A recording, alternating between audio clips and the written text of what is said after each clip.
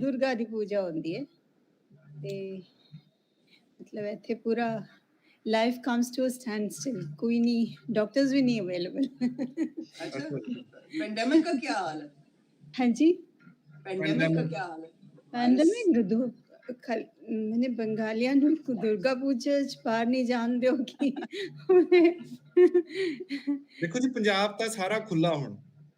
ਅੱਛਾ। ਪੰਜਾਬ 'ਚ ਤਾਂ ਕਿਸੇ ਤਰ੍ਹਾਂ ਦੀ ਕੋਈ ਪ੍ਰੋਬਲਮ ਅਸੀਂ ਮਹਿਸੂਸ, ਸਾਡੀ ਯੂਨੀਵਰਸਿਟੀ ਪੂਰੀ ਲੱਗਦੀ ਹੈ ਜੀ, ਸਾਰੇ ਸਟੂਡੈਂਟਸ। मास्क वास्क नहीं पहनते आप लोग? नहीं जी, ਹੁਣ ਕੁਝ ਨਹੀਂ ਅਸੀਂ ਪਹਿਨਦੇ ਤੇ ਇੱਥੇ ਮਾਸਕ ਹੈਗੇ ਨੇ, ਇੱਥੇ मास्क पहनना चाहिए, मास्क के बगैर कुछ नहीं होता। हम तो पढ़ा रही हूँ इन पर्सन, मगर मास्क पहन के।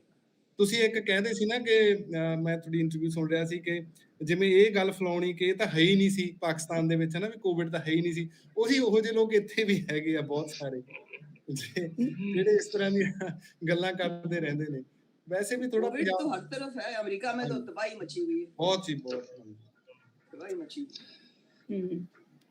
नहीं इत्थे काफी केस हो रहे ने, पर दुर्गा पूजा लोकां नु मना करना बहुत मुश्किल। लोग समझते नहीं है, वहाँ पाकिस्तान में कोई मास्क नहीं पहनता, मास्क नहीं कोई पहनता। बहुत तकलीफ होती है बिकॉज़ बाहर जाना मुश्किल हो गया है, क्योंकि ये डेल्टा वेरिएंट तो बहुत जालिम वेरिएंट है। बिल्कुल।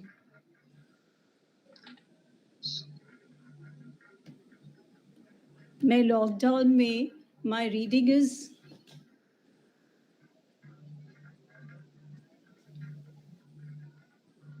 मंतो साहब शॉर्ट स्टोरीज मैंने इशू करी थी लाइब्रेरी से लॉकडाउन से पहले। अच्छा, ये हिंदी में ट्रांसलेशन? हाँ जी, क्योंकि उर्दू तो मैं पढ़ नहीं पाऊंगी, तो हिंदी हमारा एक सेल है, भाषा cell, to promote, and they have a library. So I went there and I found these books just before the lockdown, but fortunately they're with me because I can't go and return them. So all the short stories are here. बस ਆਪਾਂ ਇੱਕ ਦੋ minute ਸ਼ੁਰੂ ਕਰਦੇ ਹਾਂ ਨਾ, vice chancellor ਆ ਗਏ ਰਾਈਟ। ਤੇ ਇੱਕ ਮਿੰਟ ਆਪਾਂ ਪਹਿਲਾਂ ਸਤਿ ਸ਼੍ਰੀ ਅਕਾਲ ਸਰ, ਰਿਕਾਰਡਿੰਗ ਕਰ ਲੈ। ਹਾਂ ਪਹਿਲਾਂ ਮੈਂ ਕਹਿਣਾ ਕਿ ਉਹ ਲਾਈਵ just wait ਹਾਂਜੀ just wait, let me start. So Aishwarya is here, she will monitor and ਹਾਂਜੀ ਸਵਾਲ ਦੇਖ ਲੈ। Yeah, she's here. Ritika is not here today, Aishwarya has taken over. Okay, ਆਪਣੇ ਧਨਜੀਤ ਤੁਸੀਂ ਕੀ ਕਰ ਰਹੇ ਹੋ? ਹਾਂਜੀ ਮੈਂ ਰਿਕਾਰਡਿੰਗ ਸਟਾਰਟ ਕਰ ਰਿਹਾ ਸੀ, so just give me a minute. So we have started recording and Professor Arvind is there. नहीं लाइव करता है उन्होंने, सुखदीप होरा ने। हाँ जी, just wait, give me a minute. Okay Tanjeet हो गया, आ जाओ। Okay, good evening sir. Good evening. Right, so with your permission shall we begin sir? Please. Right. Go ahead. So before we start, I want to make two requests. Firstly, I would request all the guests to keep their mics off. They should switch on the mics only when it is their turn to speak. That will be easy for all of us. And secondly, we'll be taking up questions after the lecture. So if you have any questions, type them in the comment section on our YouTube live telecast page. Good evening, everyone. I welcome you all in the third lecture in Partition Lecture Series 2021, being organized jointly by the Center for Diaspora Studies, Punjabi University, and the Department of Humanities and Social Sciences, IIT Kharagpur. As we all know, this is the second installment of Partition Lecture Series. The first one was organized in 2020. In the first installment, we had many distinguished scholars with us. And in the second installment, we already had Professor Ian Talbot and Professor Nuhpa Taj Langa. And for the third lecture, we have Professor Ayesha Jalal with us. I welcome Professor Aisha Jalal, Professor Arvind, Vice Chancellor, Punjabi University, Professor Anjali Gira Roy, Professor Gurmukh Singh, Director, Center for Diaspora Studies, Punjabi University, and all those who have joined us via our YouTube and Facebook live page. The lecture is being telecast live from the YouTube channel of the Center for Diaspora Studies and the Facebook page of Punjabi University, Patiala. Now I would invite Professor Gurmukh to formally welcome Professor Aisha Jalal and other guests. शुक्रिया तनजीत। ਪਹਿਲਾਂ ਮੈਂ ਅੰਗਰੇਜ਼ੀ ਦੇ ਵਿੱਚ welcome address ਦੇਣਾ ਸੀ, ਪਰ ਹੁਣ ਕਿਉਂਕਿ ਮੈਨੂੰ ਪਤਾ ਲੱਗ ਗਿਆ ਕਿ ਪ੍ਰੋਫੈਸਰ ਜਲਾਲ ਪੰਜਾਬੀ ਸਮਝ ਲੈਂਦੇ ਆ ਤਾਂ ਮੇਰੇ ਲਈ ਤਾਂ ਬਹੁਤ ਹੀ ਚੰਗੀ ਗੱਲ ਹੋ ਆਸਾਨ ਹੋ ਗਿਆ। ਹਾਂਜੀ, ਤੇ ਬਹੁਤ ਹੀ ਚੰਗਾ ਮੌਕਾ ਅੱਜ ਕਿ ਸਾਡੇ ਨਾਲ ਪ੍ਰੋਫੈਸਰ ਜਲਾਲ ਨੇ, ਉਹ ਦੁਨੀਆ ਦੇ ਵਿੱਚ ਜਿਹੜੇ ਕੁਝ ਚੁਣਿੰਦਾ ਬਿਹਤਰੀਨ ਹਿਸਟੋਰੀਅਨ ਨੇ ਉਹਨਾਂ ਦੇ ਵਿੱਚ ਉਹਨਾਂ ਦਾ ਨਾਂ, ਅਤੇ ਜਿਸ ਮੁੱਦੇ ਤੇ ਉਹਨਾਂ ਨੇ ਗੱਲ ਕਰਨੀ ਆ ਉਹ ਮੁੱਦਾ ਵੀ ਆਪਦੇ ਆਪ ਦੇ ਵਿੱਚ ਬਹੁਤ ਮਹੱਤਵਪੂਰਨ ਆ। ਅਸੀਂ ਜਾਣਦੇ ਹਾਂ ਕਿ ਬਟਵਾਰਾ ਜਾਂ ਪਾਰਟੀਸ਼ਨ ਇੱਕ ਸਮੇਂ ਤੇ ਤਾਂ ਬੀਤ ਗਿਆ, ਪਰ ਉਹ ਲਗਾਤਾਰ ਅੱਜ ਤੱਕ ਕਿਸੇ ਨਾ ਕਿਸੇ ਰੂਪ ਦੇ ਵਿੱਚ ਉਹਦਾ ਸਾਇਆ ਸਾਡੇ ਨਾਲ ਤੁਰਿਆ ਆ ਰਿਹਾ, ਸਾਡੀਆਂ ਜ਼ਿੰਦਗੀਆਂ ਨੂੰ ਉਹ ਪ੍ਰਭਾਵਿਤ ਕਰ ਰਿਹਾ। ਇੱਕ ਜਨਰੇਸ਼ਨ ਜਿਹਨੇ ਉਹ ਹੱਡੀ ਹੰਢਾਇਆ, ਉਸ ਤੋਂ ਬਾਅਦ ਇੱਕ ਜਨਰੇਸ਼ਨ ਹੋਰ ਬੀਤ ਗਈ ਤੇ ਹੁਣ ਤੀਜੀ ਜਿਹੜੀ ਪੀੜ੍ਹੀ ਆ ਉਹ ਸਾਡੇ ਸਨਮੁਖ ਆ, ਉਹ ਵੀ ਕਿਸੇ ਨਾ ਕਿਸੇ ਤਰੀਕੇ ਨਾਲ ਜਿਹੜੇ ਬਟਵਾਰੇ ਨੂੰ ਹੰਢਾ ਰਹੀ ਆ, ਬਟਵਾਰੇ ਦੇ ਅਸਰਾਂ ਨੂੰ ਭੋਗ ਰਹੀ ਆ। ਬਟਵਾਰਾ ਉਹਨਾਂ ਦੀਆਂ ਜ਼ਿੰਦਗੀਆਂ ਦੇ ਵਿੱਚ ਅਸਰਅੰਦਾਜ਼ ਹੋ ਰਿਹਾ, ਨਾ ਕੇਵਲ ਵਿਅਕਤੀਆਂ ਦੀ, ਸਗੋਂ ਸਟੇਟਸ ਜਿਹੜੀਆਂ ਨੇ, ਚਾਹੇ ਇੰਡੀਅਨ ਸਟੇਟ ਆ ਚਾਹੇ ਪਾਕਿਸਤਾਨੀ ਸਟੇਟ ਆ, ਉਹਦੇ ਜਿਸ ਤਰ੍ਹਾਂ ਦੀ ਉਹਦੀ ਬਣਤਰ ਆ ਉਹਦੇ ਵਿੱਚ ਵੀ ਜਿਹੜੀ ਬਟਵਾਰੇ ਦੀ ਬਹੁਤ ਅਹਿਮੀਅਤ ਆ।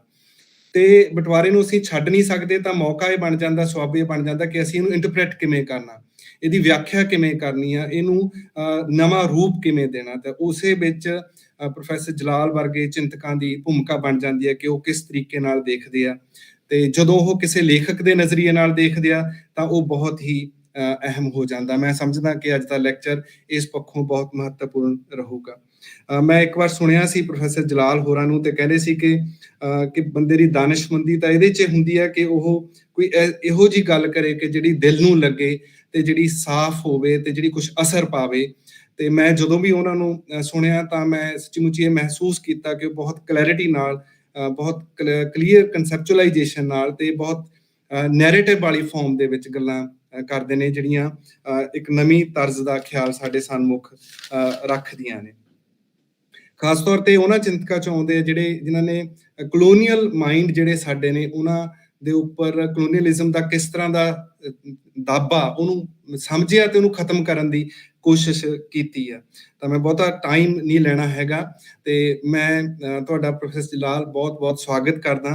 ਮੈਂ ਸਾਡੇ ਵਾਈਸ ਚਾਂਸਲਰ ਪ੍ਰੋਫੈਸਰ ਅਰਵਿੰਦ ਹੋਰਾਂ ਦਾ ਵੀ ਦਿਲੋਂ ਸਵਾਗਤ ਕਰਦਾ, ਜਿਹੜੇ ਹਮੇਸ਼ਾ ਸਾਨੂੰ ਹੱਲਾਸ਼ੇਰੀ ਦਿੰਦੇ ਨੇ। ਪ੍ਰੋਫੈਸਰ ਅੰਜਲੀ ਕੀਰਾ ਰॉय ਹੋਰਾਂ ਦਾ ਵੀ ਸਵਾਗਤ, ਤੇ ਆਪਾਂ ਇਸ ਕੜੀ ਨੂੰ ਅੱਗੇ ਤੋਰਦੇ ਹਾਂ। ਤੁਹਾਡਾ ਇੱਕ ਵਾਰ ਫੇਰ ਬਹੁਤ ਬਹੁਤ ਸਵਾਗਤ, ਸ਼ੁਕਰੀਆ ਜੀ। Thank you, Professor Gurmukh. Now I would invite Professor Arvind to give his introductory remarks. Can you hear me? Yes, sir. Yeah. ਇਹ ਤੀਸਰਾ ਜਿਹੜੀ ਕੜੀ ਹੈ, ਇਹਦੇ ਚੋਂ ਪਿਛਲੀ ਵਾਰ ਮੈਂ ਲਗਭਗ ਸਾਰੇ ਲੈਕਚਰ ਨਾਲ ਜੁੜਿਆ ਸਾਂ। ਸਭ ਤੋਂ ਪਹਿਲਾਂ ਤੇ ਮੈਂ ਇਹ ਕਹਿਣਾ ਚਾਹੁੰਦਾ ਕਿ ਬਹੁਤ ਵਾਰ ਅਸੀਂ ਕੋਈ ਕੰਮ ਸ਼ੁਰੂ ਕਰਦੇ ਹਾਂ ਤੇ ਫਿਰ ਕੋਈ ਹੋਰ ਕੰਮ ਸ਼ੁਰੂ ਕਰ ਲੈਂਦੇ ਹਾਂ। ਇਹ ਜਿਹੜੀ ਗੱਲ ਹੈ ਕਿ ਅਸੀਂ ਪਾਰਟੀਸ਼ਨ ਨੂੰ ਸਮਝਣ ਲਈ ਸਮਾਂ ਲਗਾਵਾਂਗੇ, ਹੋਰ ਵੀ ਲੈਕਚਰ ਕਰਾਵਾਂਗੇ ਤੇ ਲੱਗੇ ਰਵਾਂਗੇ, ਇਹ ਮੈਨੂੰ ਗੱਲ ਬੜੀ ਅੱਛੀ ਲੱਗੀ ਇਸ ਪ੍ਰੋਗਰਾਮ ਦੀ ਕਿ ਅਸੀਂ ਇੱਕੋ ਥੀਮ ਦੇ ਉੱਤੇ ਬਾਰ-ਬਾਰ ਫਿਰ ਫੋਕਸ ਕਰਕੇ ਗੱਲ ਕਰਾਂਗੇ। ਅੱਜ ਖਾਸ ਕਰਕੇ ਕਿਉਂਕਿ ਸਾਡੇ ਨਾਲ ਆਇਸ਼ਾ ਜੀ ਜੁੜੇ ਨੇ, ਪ੍ਰੋਫੈਸਰ ਰॉय ਜੁੜੇ ਨੇ, ਔਰ ਇਹ ਸੀਰੀਜ਼ ਅੱਗੇ ਵਧ ਰਹੀ ਹੈ, ਤੇ ਮੈਂ ਸੋਚ ਰਿਹਾ ਸੀ ਕਿ ਅੱਜ ਮੈਂ ਸਾਰਾ ਲੈਕਚਰ ਸੁਣਾਂਗਾ, ਪਰ ਮੈਨੂੰ ਫੇਰ ਕਿਤੇ ਜਾਣਾ ਪੈ ਗਿਆ। ਇੱਕ ਗੱਲ ਜਿਹੜੀ ਬਾਰ-ਬਾਰ ਸਾਹਮਣੇ ਆਉਂਦੀ ਹੈ ਉਹ ਇਹ ਹੈ ਕਿ ਪਾਰਟੀਸ਼ਨ ਦਾ ਨੇਸ਼ਨ ਸਟੇਟ ਦੀ ਕਨਸੈਪਟ ਨਾਲ ਬੜਾ ਸਿੱਧਾ ਤਾਲੁਕ ਹੈ। ਪੁਰਾਣੇ ਜ਼ਮਾਨੇ 'ਚ ਵੀ ਰਾਜੇ ਬਾਦਸ਼ਾਹ ਹੁੰਦੇ ਸੀ, ਇੱਕ ਦੂਜੇ ਨਾਲ ਲੜਦੇ ਸੀ, ਲੋਕਾਂ ਨੂੰ ਮਾਰਦੇ ਵੀ ਸੀ, ਲੁੱਟਾਂ ਵੀ ਹੁੰਦੀਆਂ ਸੀ। ਪਰ ਹਜ਼ਾਰਾਂ ਸਾਲਾਂ ਤੋਂ ਜੇ ਇੱਥੋਂ ਬੰਦੇ ਨੇ ਬਗਦਾਦ ਜਾਣਾ ਹੋਵੇ ਤੇ ਉਹ ਆਪਣਾ ਸਮਾਨ ਚੁੱਕ ਕੇ ਕਾਫਲਿਆਂ ਨਾਲ ਬਗਦਾਦ ਤੱਕ ਬਿਨਾਂ ਪਾਸਪੋਰਟ ਤੋਂ ਜਾ ਆ ਸਕਦਾ ਸੀ।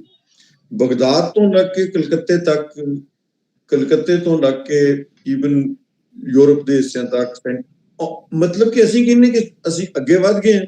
ਪਰ ਹੁਣ ਜਦੋਂ ਦੇ ਅਸੀਂ ਪਾਸਪੋਰਟ ਵੀਜ਼ਿਆਂ ਦੇ ਚੱਕਰਾਂ 'ਚ ਪੈ ਗਏ ਹਾਂ, ਅਸੀਂ ਜਿਹੜੀ ਯੂਰਪ ਦੇ ਵਿੱਚ ਨੇਸ਼ਨ ਸਟੇਟ ਦੀ ਕਨਸੈਪਟ ਬਣਾਈ ਗਈ ਸੀ ਉਹਨੂੰ ਇਸ ਤਰ੍ਹਾਂ ਅਪਣਾ ਲਿਆ ਜਿਵੇਂ ਕਿਤੇ ਉਹ ਸਾਡੀ ਆਪਣੀ ਹੀ ਹੋਵੇ। ਪਰ ਸਾਡੇ ਤੇ ਇਹ ਕੋਈ ਗੱਲ ਹੈ ਨਹੀਂ ਸੀ। ਇਹ ਤੇ ਇੱਕ ਬਹੁਤ ਵੱਡਾ ਖਿੱਤਾ ਸੀ ਜਿਹਦੇ 'ਚ ਹਰ ਕਿਸਮ ਦਾ ਆਦਾਨ ਪ੍ਰਦਾਨ ਚੱਲਦਾ ਰਹਿੰਦਾ ਸੀ। ਸੋ ਨਾ ਸਿਰਫ ਇਹ ਪੰਜਾਬ ਦਾ ਬਟਵਾਰਾ ਪੰਜ ਆਬ ਖੁਦ ਹੀ ਫਾਰਸੀ ਦਾ ਅੱਖਰ ਹੈ। ਸੋ ਫਾਰਸ ਤੱਕ ਇੱਕ ਪਾਸੇ, ਬਗਦਾਦ ਤੱਕ ਦੂਜੇ ਪਾਸੇ ਇੱਕ ਬਹੁਤ ਵੱਡਾ ਖਿੱਤਾ ਸੀ ਜਿਹਦੇ ਵਿੱਚ ਹਰ ਕਿਸਮ ਦਾ ਆਦਾਨ ਪ੍ਰਦਾਨ ਹੁੰਦਾ ਸੀ। ਸੋ ਬਟਵਾਰੇ ਦੀ ਪੀੜ ਦੀ ਗੱਲ ਇੱਕ ਪਾਸੇ ਹੈ, ਪਰ ਉਹਦੇ ਨਾਲ ਜਿਹੜੀ ਅਸੀਂ ਇਸ ਤਰ੍ਹਾਂ ਦੀ ਇੱਕ ਰੇਖਾ ਬਣਾ ਲਈ ਹੈ ਕਿ ਉਸ ਤੋਂ ਉਧਰ ਅਸੀਂ ਜਾ ਨਹੀਂ ਸਕਦੇ, ਉਧਰ ਅਸੀਂ ਫੋਨ ਨਹੀਂ ਕਰ ਸਕਦੇ, ਕੋਈ ਸਾਡੀ ਕਲਚਰਲ ਐਕਸਚੇਂਜ ਨਹੀਂ ਹੁੰਦੀ, ਤੇ ਕਮ ਸੇ ਕਮ ਅਸੀਂ ਇਹਦੇ ਬਾਰੇ ਸੋਚਣ ਦੀ ਬਹੁਤ ਜ਼ਿਆਦਾ ਲੋੜ ਹੈ ਕਿ ਇਸ ਤੋਂ ਅੱਗੇ ਵਧਣਾ ਕੋਈ ਮੁਸ਼ਕਿਲ ਕੰਮ ਨਹੀਂ ਹੈ। ਮੈਂ ਤਾਂ ਕਈ ਵਾਰੀ ਇਸ ਤਰ੍ਹਾਂ ਸੋਚਦਾ ਹੁੰਦਾ ਕਿ ਗੱਲ ਥੋੜੀ ਜਿਹੀ ਲੱਗ ਸਕਦਾ ਹੈ, ਜੇ ਭਾਰਤ ਦੇ ਕੰਟੈਕਸਟ ਵਿੱਚ ਕਰੋ ਤੇ ਕਈ ਵਾਰੀ ਥੋੜੀ ਅਜੀਬ ਵੀ ਲੱਗਦੀ ਹੈ ਕਿ ਜੇ ਮੈਂ ਦੱਖਣ ਵੱਲ ਨੂੰ ਜਾਵਾਂ 1000 ਕਿਲੋਮੀਟਰ ਜਾਂ 1000 ਮੀਲ ਮੈਂ ਜਾਂਦਾ ਰਹਿਣਾ, ਮੇਰਾ ਬੜਾ ਡੂੰਘਾ ਕਨੈਕਸ਼ਨ ਹੈ ਦੱਖਣੀ ਭਾਰਤ ਨਾਲ, 1000 ਮੀਲ ਜਾਣ ਤੋਂ ਬਾਅਦ ਬਹੁਤ ਵੱਡੇ ਬਦਲਾਵ ਦਿਸਦੇ ਆ ਸਭਿਅਤਾ 'ਚ।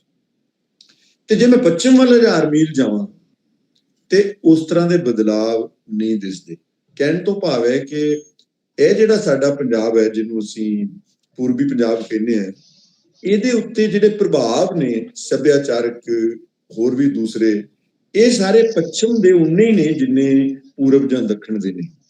ਤੇ ਇੱਕ ਕਿਸਮ ਦਾ ਨਾਲ ਅਸੀਂ ਇੱਕ ਕੱਟਿਆ ਹੋਇਆ ਗਰੁੱਪ ਬਣ ਗਏ ਆ ਕਿ ਜਿਹੜੇ ਸਾਡੇ ਉੱਤੇ ਇਧਰੋਂ ਦੇ ਪਾਕਿਸਤਾਨ ਤੇ ਖੈਰ ਅਸੀਂ ਆਪਣੇ ਹੀ ਗਿਣਦੇ ਹਾਂ, ਆਪਣਾ ਪੰਜਾਬ ਹੀ ਗਿਣਦੇ ਹਾਂ, ਪਰ ਇਸ ਤੋਂ ਅੱਗੇ ਅਫਗਾਨ, ਪਖਤੂਨ, ਸਿੰਧ ਤੇ ਫਾਰਸ, ਇਹਨਾਂ ਨਾਲ ਜਿਹੜਾ ਸਾਡਾ ਰੋਜ਼ਮਰਾ ਦਾ ਵਰਤਾਅ ਸੀ ਔਰ ਸਾਡੀ ਜਿਹੜੀ ਇਹਨਾਂ ਨਾਲ ਐਕਸਚੇਂਜ ਸੀ, ਉਹ ਵੀ ਸਾਡੀ ਖਤਮ ਹੋ ਗਈ ਇਸ ਪਾਰਟੀਸ਼ਨ ਨਾਲ।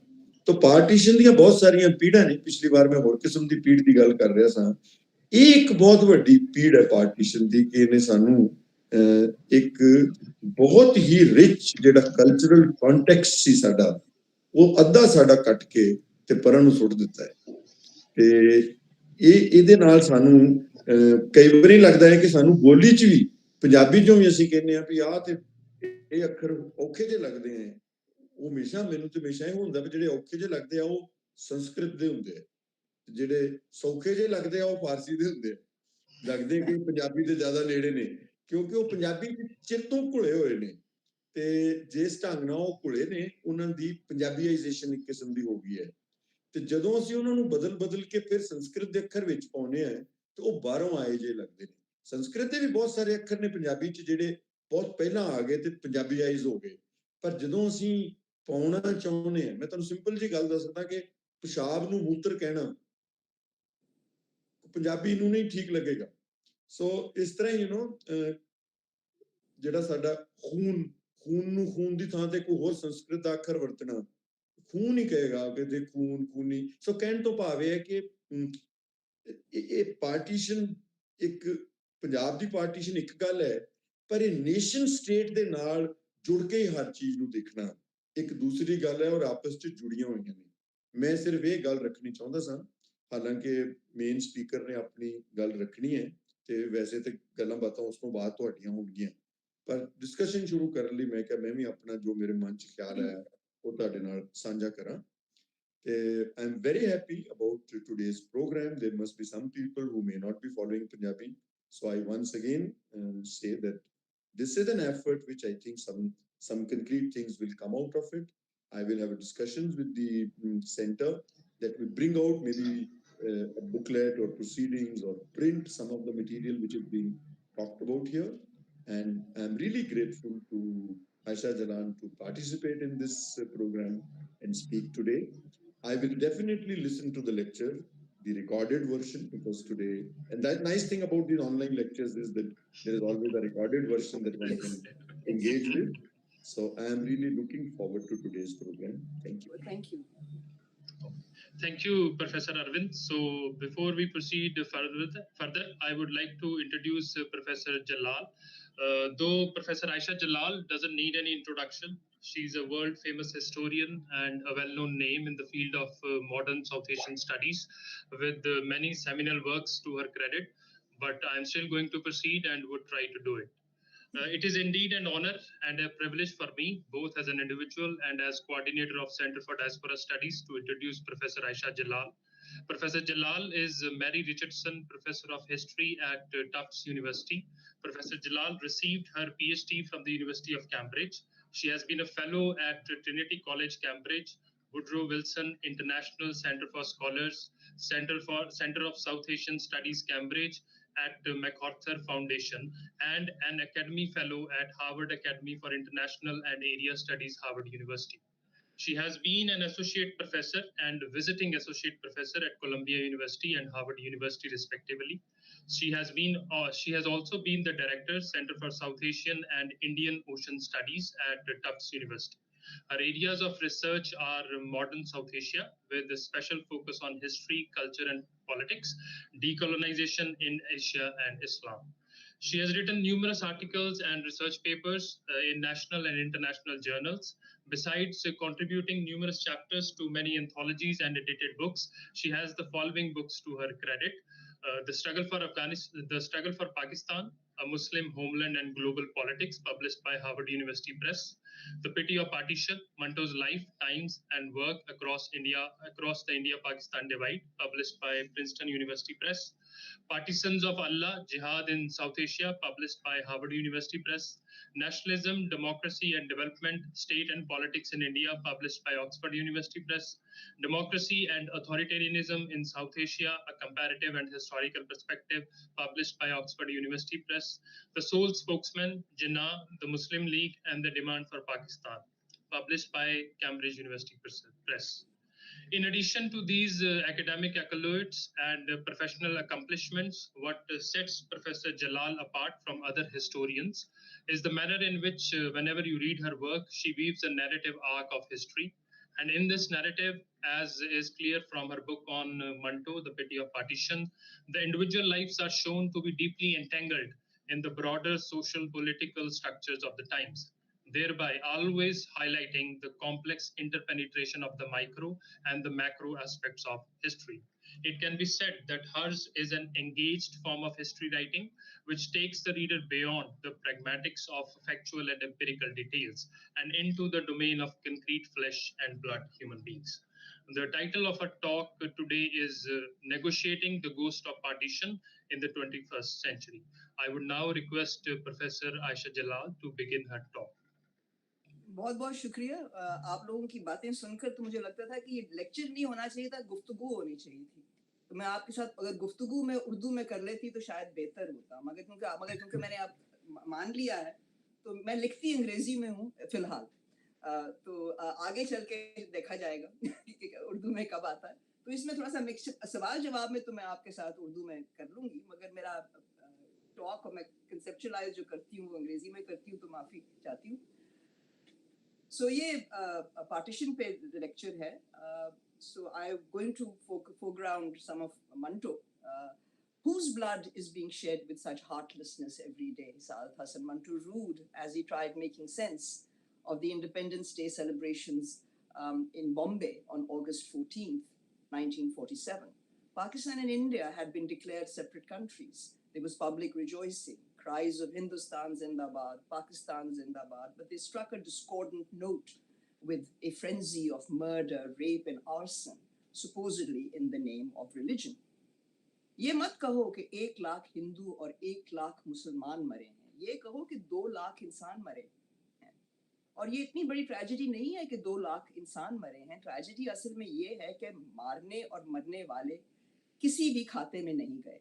1 लाख हिंदू मारकर मुसलमानों ने ये समझा होगा कि हिंदू मजहब मर गया है, लेकिन वो जिंदा है और जिंदा रहेगा।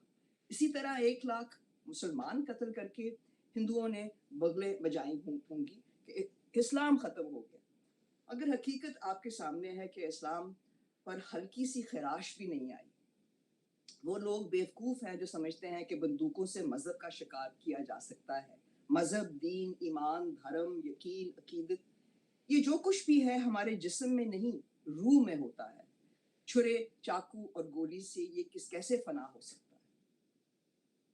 Confused and disoriented, Manto could not decide whether India or Pakistan was his homeland. Quote, where would they burn or bury the bones from which the vultures had stripped off the flesh of religion? And now that they were free of servitude, what would the people of the subcontinent dream of? Would they have their own slaves now? To each of these big questions, there was an Indian answer, a Pakistani answer, and a British answer. The Batwara or partition may have divided lives and drawn lines of blood in the hearts and minds of people, but the arbitrary lines drawn by the British on the map were not visible to anyone's eye. Some things could never be divided, like the common heritage, literary heritage of the subcontinent and bonds of friendship. The pity of partition, as Manto pointed out, was not that instead of one country, there were now two, independent India and independent Pakistan, but that human beings in both countries were slaves, slaves of bigotry, slaves of religious passions, slaves of animal instincts and barbarity. Baffled by the furies let loose by the advent of the much vaunted freedom, Manto left Bombay in January of 1948 for Lahore with more questions than answers. Should we wash our hands of humanity?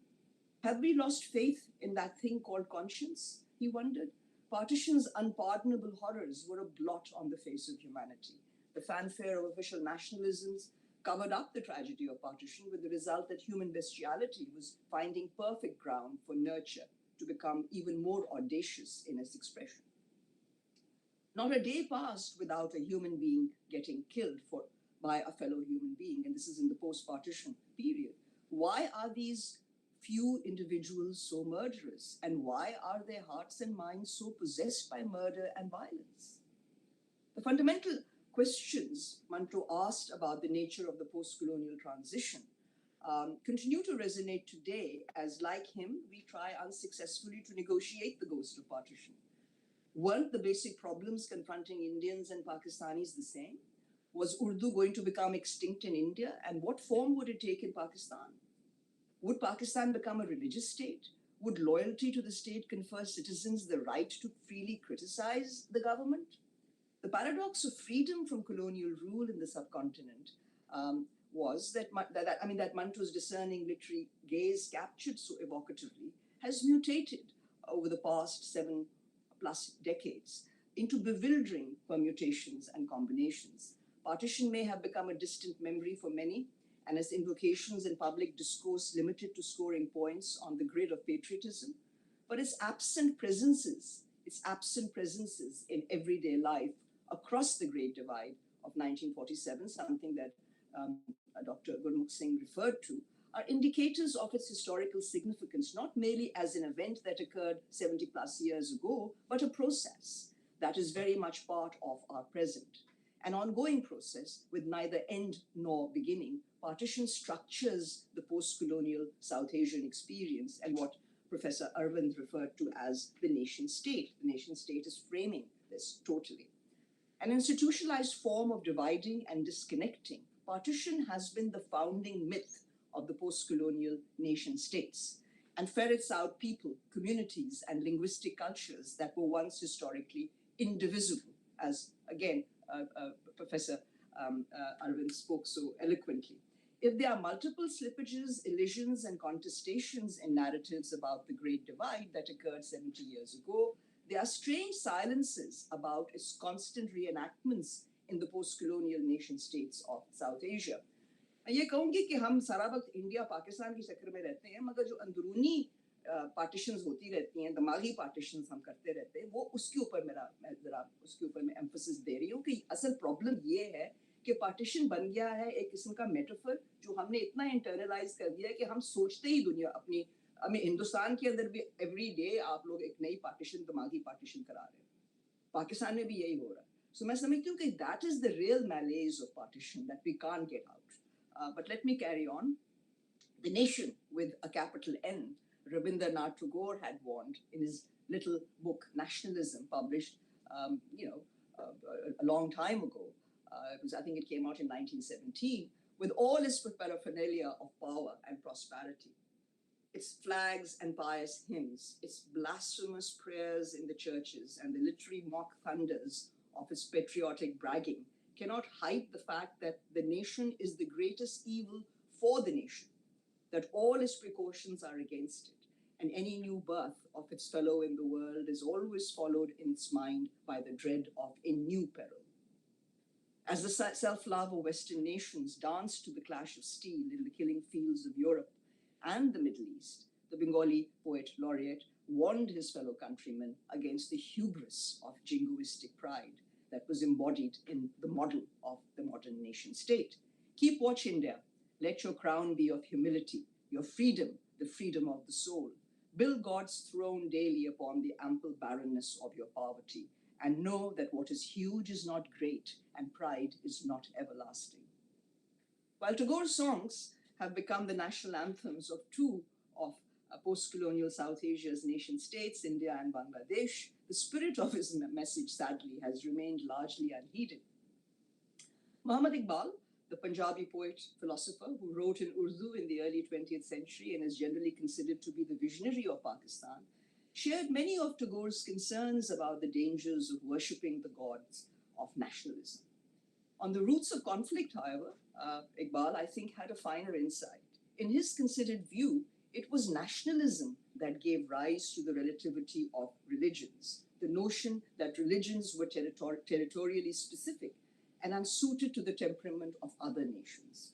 It was nationalism and not religion, Iqbal argued, which by compartmentalizing people into different nations was the source of modern conflicts.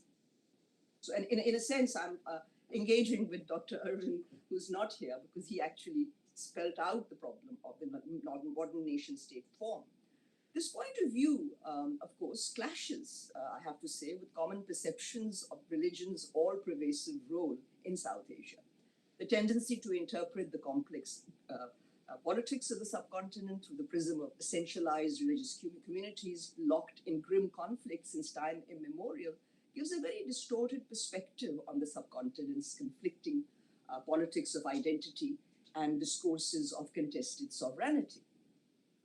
Generating heated controversies among scholars quite as much as political practitioners of post-colonial India, Pakistan, and Bangladesh, the debate on the question of religion continues to be informed in significant measure by the colonial encounter and has been intrinsic to the social processes shaping the politics of democratization and decolonization in the region.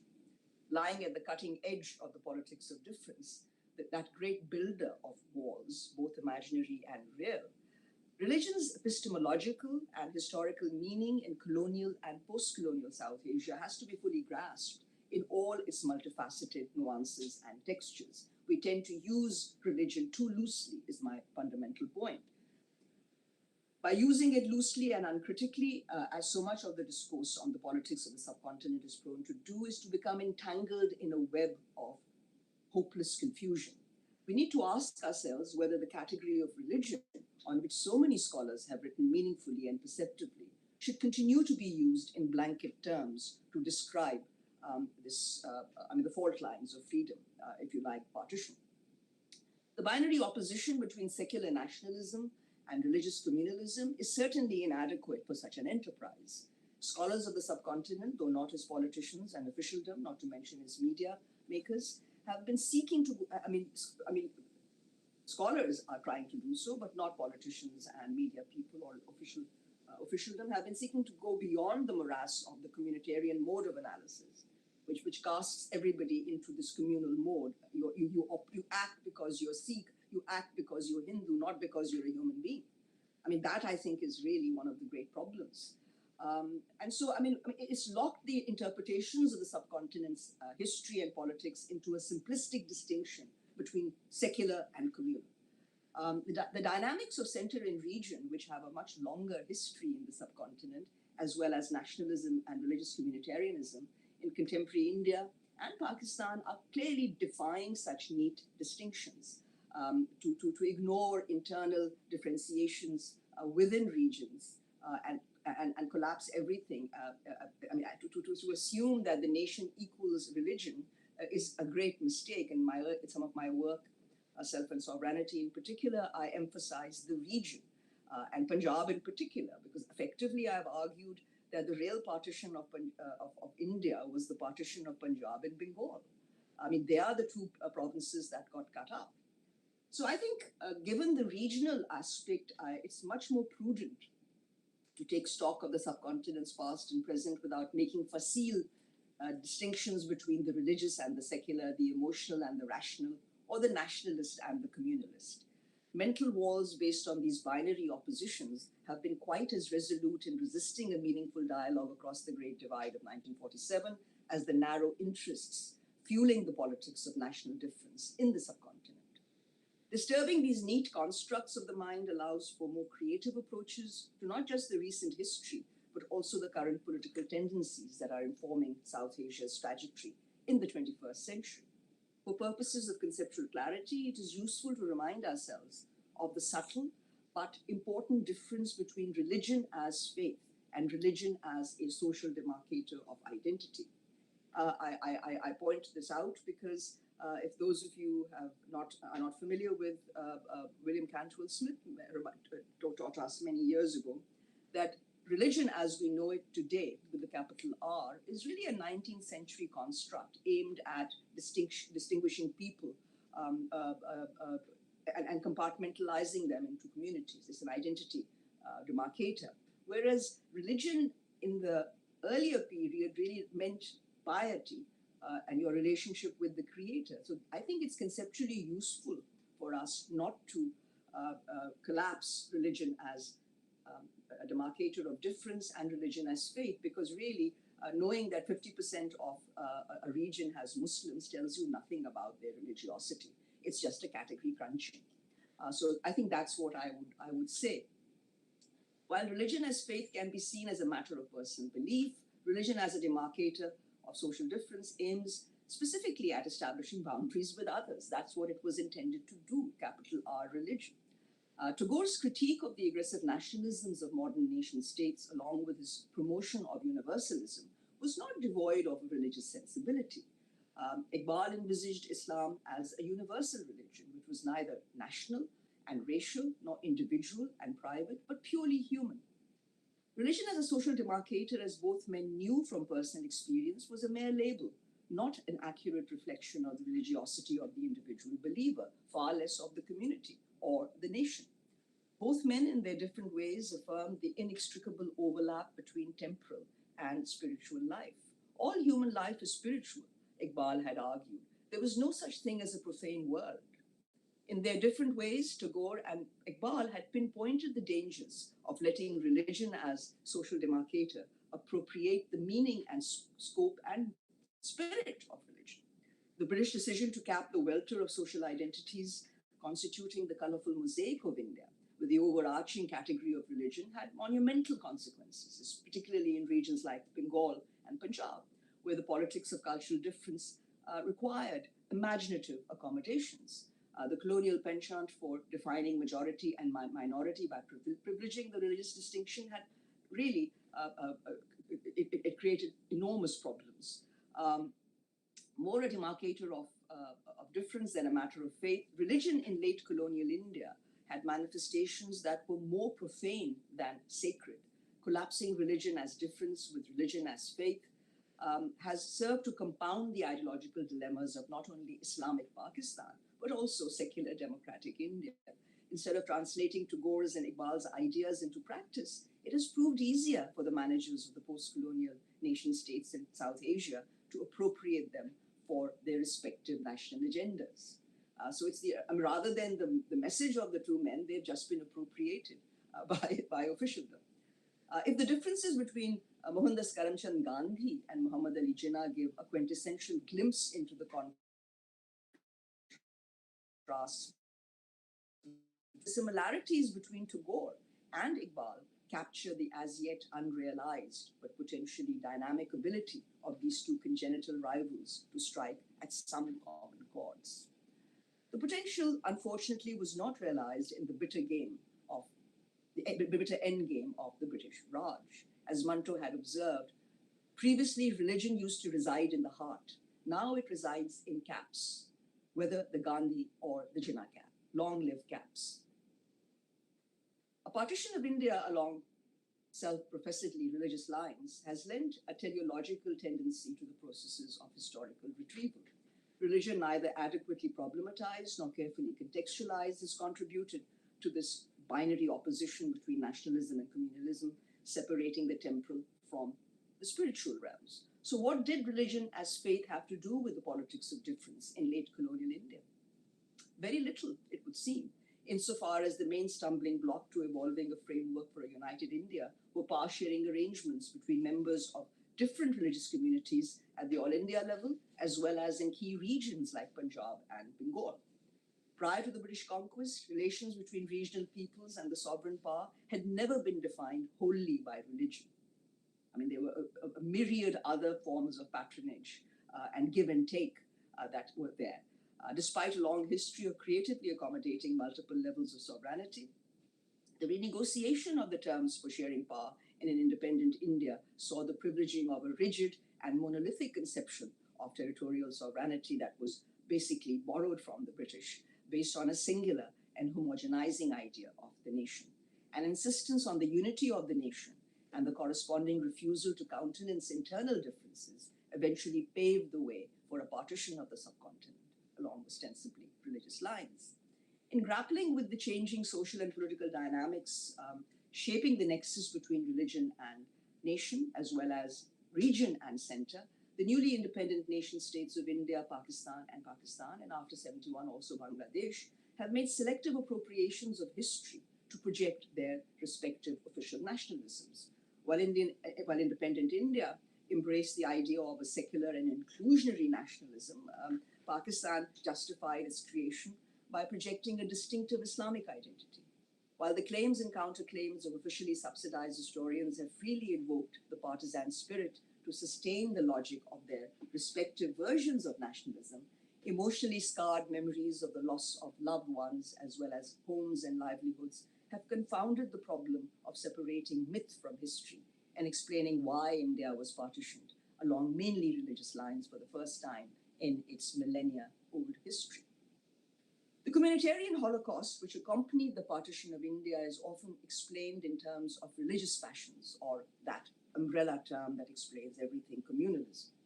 Yet even the ghastly violence in Punjab during 1947, as I shown in my book, Self and Sovereignty, had less to do with religion as such than a scramble over zar, wealth, zameen, land, and zan, women, within the patriarchal structures of rural society as the British Raj crumbled.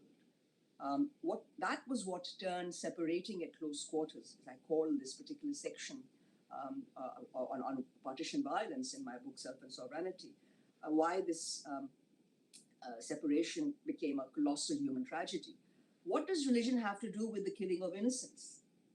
One has to question a terminology that ends up implicating entire communities of religion with the bigoted and aggressive activities of the few. What kind of an explanation is that?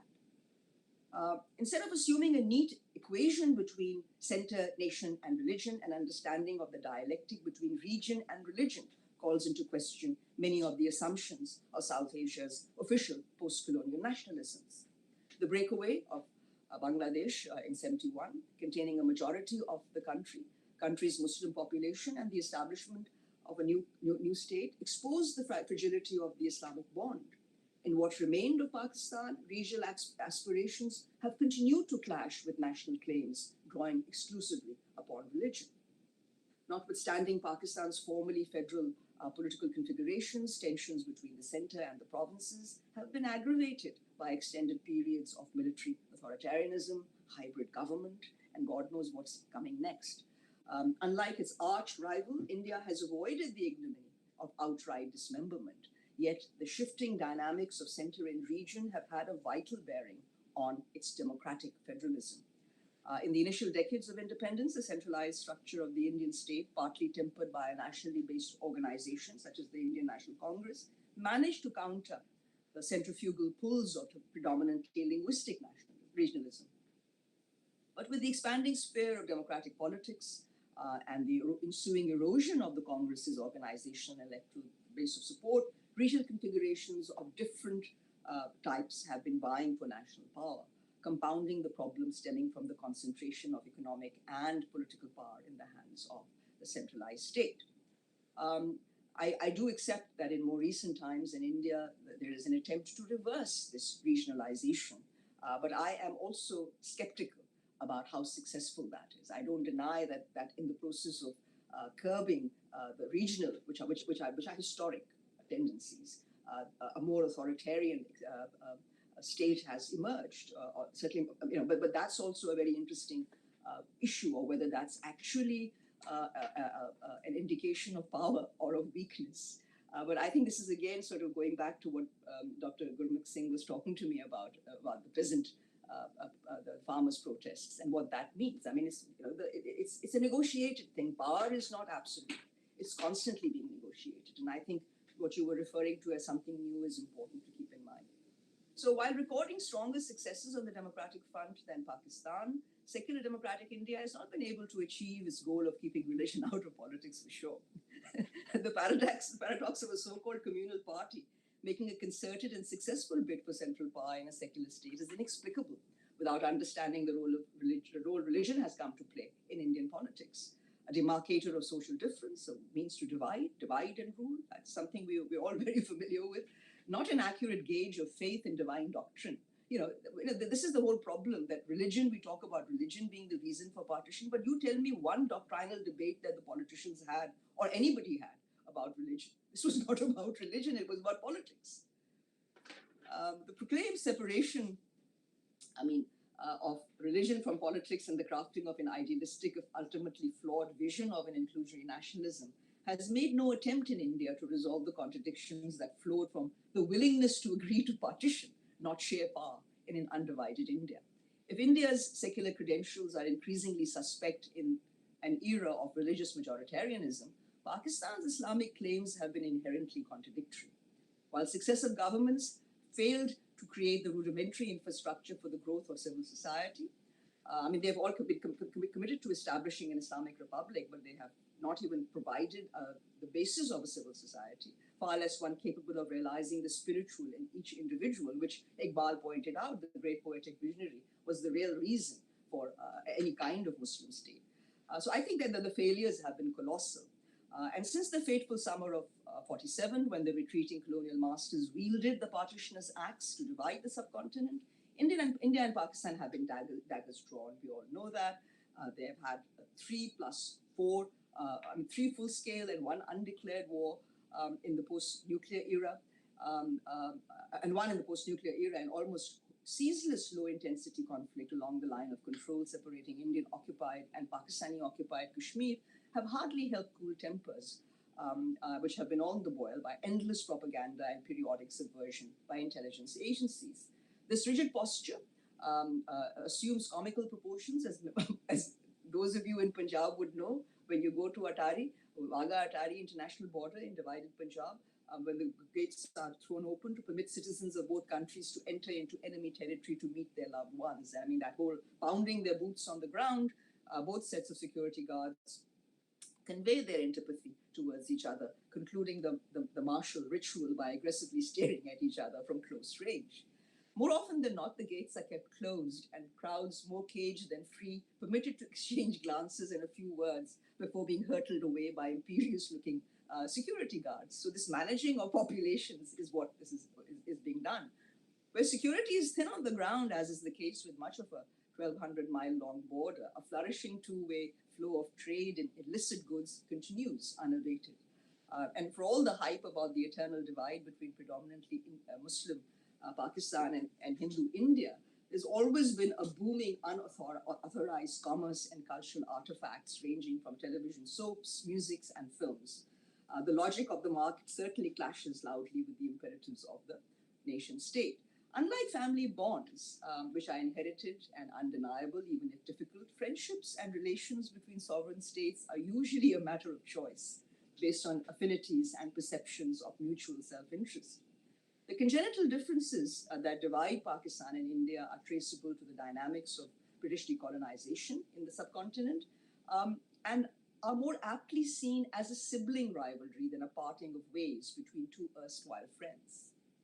Like all family disputes that spill out into the open, the internationalization of subcontinental political differences and their crystallization into national myths of both nation states have over the years limited the options available for a judicious and enduring resolution of their various disputes.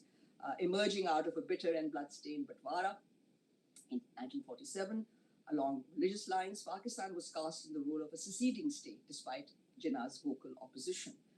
And so we know pretty much that Pakistan and India, the unfortunate post-independence relationship, we know that it has been sort of dominated by the Kashmir conflict holding fire. So while India and Pakistan are not on course by any chance to become friends now or in the near future, there are powerful reasons for them to establish good neighborly relations in the larger interests of the shared destiny of the South Asian region.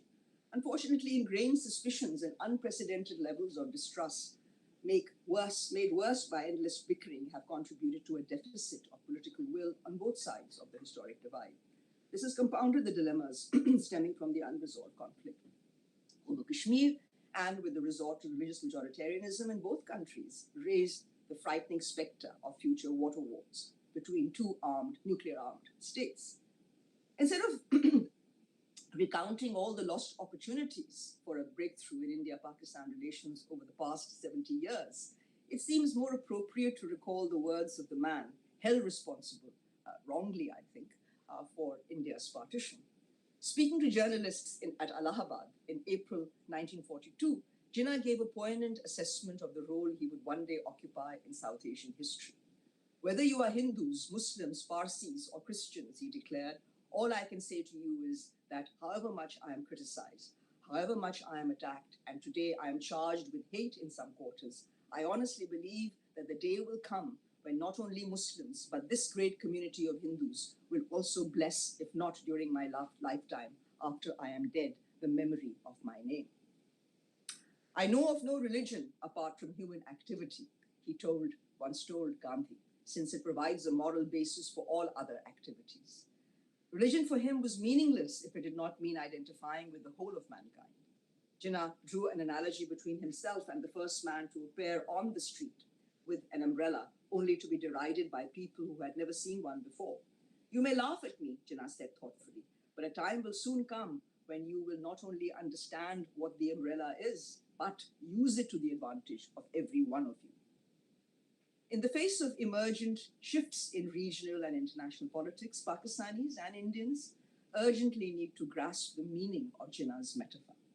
The political, economic, and environmental challenges confronting the subcontinent call for a bold and imaginative approach and entail unlearning the more rebarbative claims of jingoistic nationalism of both the Pakistani and the Indian varieties.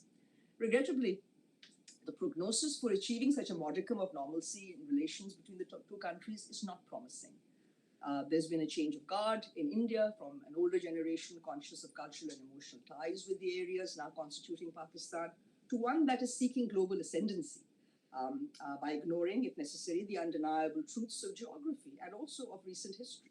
India might well continue to see political wisdom in isolating its regional rival internationally by chanting the mantra of cross-border terrorism, harping on the fallacies of Pakistan's creation, and calling it a failed and insignificant state. But this well-worn approach runs the risk of becoming a self-fulfilling prophecy. An unstable Pakistan, far less the failed state of Indian imaginings, will seriously dent India's successful projection of its global power. As a revisionist state whose foreign and defense policies are, for the most part, shaped by the military establishment, Pakistan has very limited options. As the bigger and better endowed neighbor, India has to ultimately decide whether to continue treating Pakistan as a wayward sibling or as an aspiring global power, show some measure of openness, if not generosity, towards a smaller regional neighbor. I mean, India can't claim to be a superpower and then treat Pakistan on equal terms, because that's what a sibling rivalry is. So you're ready to decide one way or the other what you are. Until that crucial choice is made by India and duly reciprocated by Pakistan, relations between the two countries cannot improve in the foreseeable future. Sarathas and Mantra had hinted at the reasons why Pakistanis, and especially those with the Kashmiri ancestry, have felt so unable to accept the accession of Kashmir to India as a fait accompli. In a facetious letter to the Indian Prime Minister, he introduced himself as a fellow Kashmiri like Pandit Nehru. But unlike the Pandit, Manto had never seen the whole of Kashmir. He noted that Nehru's family name implied that they had originated in a place near a neher, or river.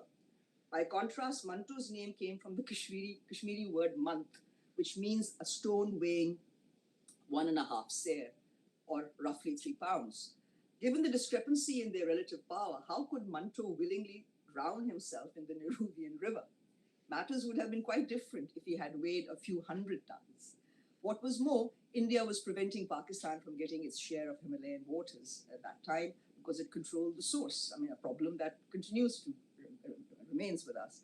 Expressing nostalgia for Kashmir, Kashmiri fruits, and the valley's cool climes, Manto asked Nehru to be reasonable, as both were chips of the same regional brick.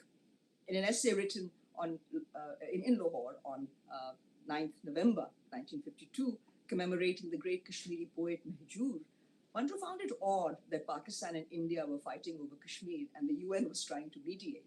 Pandit Jawaharlal Nehru is a Kashmiri like me and loves Kashmir as I do, like any other Kashmiri does. If Mahjoor had been alive today, I don't think there would have been any need for Dr. Graham. The sentiment is still alive today. It needs to be seized upon so that a solution can be reached in Kashmir, the most divisive issue of the subcontinent, based on principles transcending the sterile hubris of territorial nationalisms of Indian, Pakistani, and also the Kashmiri assortments. So I think the idea of a nationalist politics has also gone through considerable transformations in India. And I think that these are both the two mainstream parties are really regional parties who alternate in terms of their regional base of support. But I think that there is increasingly evidence that they are having difficulties in sustaining a federal center. With the changing nature of Indian politics, they're getting more and more complex, more and more regionally diverse.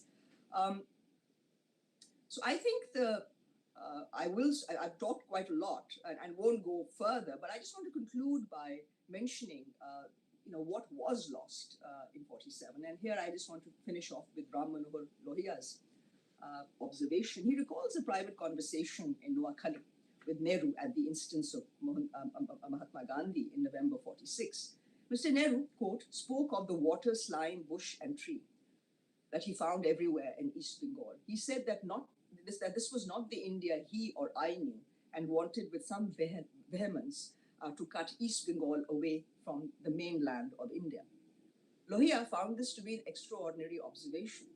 Quote, these reasons of geography might, under other circumstances, prove how necessary it is for the Ganga and Jamna plains to stay joined with their luxuriant terminus. But once the idea of partition came to be accepted as a condition precedent to India's freedom, no matter that the acceptance was still very private and not even communicated to Mahatma Gandhi, the geography of East Bengal could well become abominable. This is a quote from Lohia. Much of the same kind of thinking appears to have guided the view expressed at a major science conference held in Delhi in the early 1950s, that the separation of Burma, India, and Pakistan was, quote, a geological, geographical, and economic crime that flew in the face of nature and was unlikely to last for more than a century or two. The furies of nature have as yet failed to shake the resolve of the post-colonial nation states to uphold their hostile postures and reject calls for cooperation across arbitrarily drawn borders. It remains to be seen, however, whether human nature or Mother Nature will have the final laugh. Thank you very much. Thank you, Professor Jalal. Thank you, Professor Jalal. Now I would request Professor Anjali Gera Roy to moderate the discussion. Thank you, Dr. Dharamjit. The format is to take questions at this stage rather than moderate. So let's have the questions once first, and then I can sum up towards the end. Right.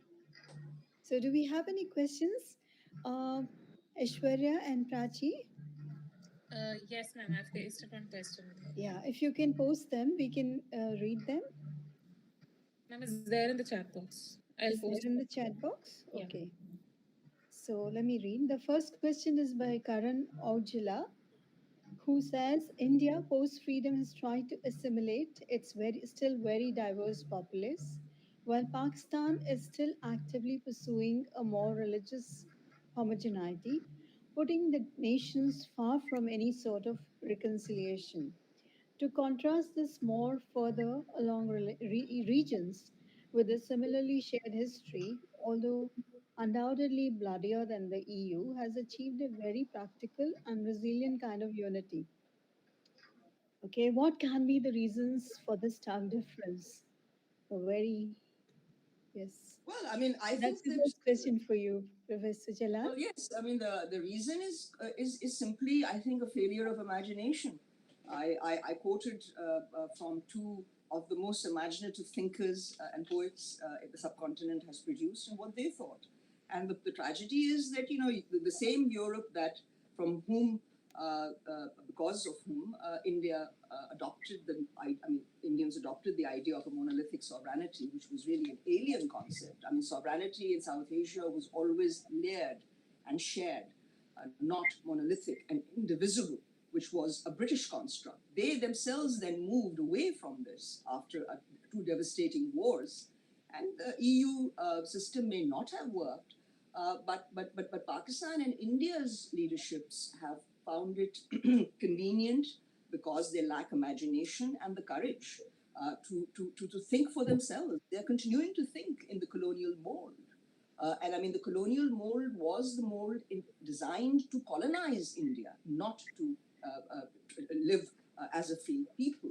So, this notion of some sort of an indivisible sovereignty is the biggest construct, which is a completely made up construct. And unless you change that and treat people, I mean, you talk about assimilation. India may have tried, but has it succeeded? I mean, what's happening in Assam? What's happening in Kashmir? So I really wonder about how successful this assimilation project has been.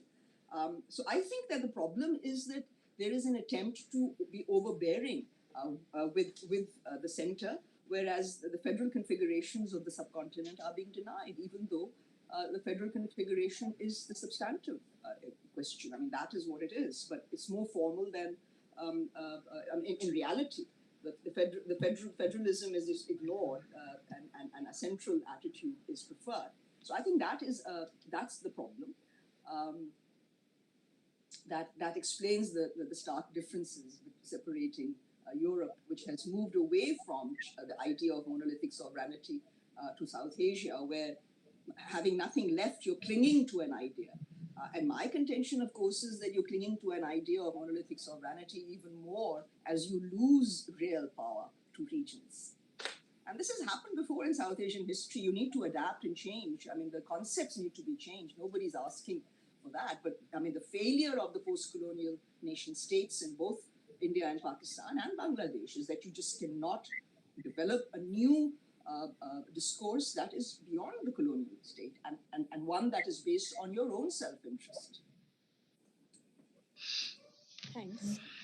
Any other questions, Aishwarya? Yes, ma'am. There's a second question. It's by the same person. Same Okay. person. The specter of partition still continues to haunt us. That was the topic of the talk. Coupled with the acknowledged increase of radicalization in India, what reverberations can be expected throughout the future?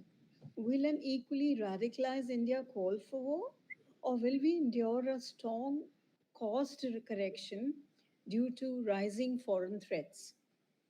I don't know. I cannot predict where you'll go, but I certainly think that the problem will have to be decided within India itself. I mean, one danger of increased radicalization lies with diminishing ability to control. So the more the center feels that it is being contested in the different regions, the more radicalization and authoritarianism you can expect. There are other ways of resolving the problem, and I think, and that's what I didn't go over. But I do think that not only the principle of federalism. I mean, India is really not a real federation; it only claims to be one. So I think that the ideals of Indian federalism are the best hope for the subcontinent and not just for India, rather than these monolithic sovereignties that are non-negotiable. I think you have to sort of rethink the idea of sovereignty. I mean, nation state has come and it's not going anywhere. But there's no reason why we have to stick to what the colonial state imagined. I mean, the nation state form was aimed at sort of managing populations. But I think 70 years plus, unless the state really distrusts its own people, I think that they will find that if India is economically powerful, regions will not want to separate. I mean, just consider parents. Parents who want to hold on to their children and don't give them any leeway. Children want to run from them. And parents who give their children leeway find that the children come back to them.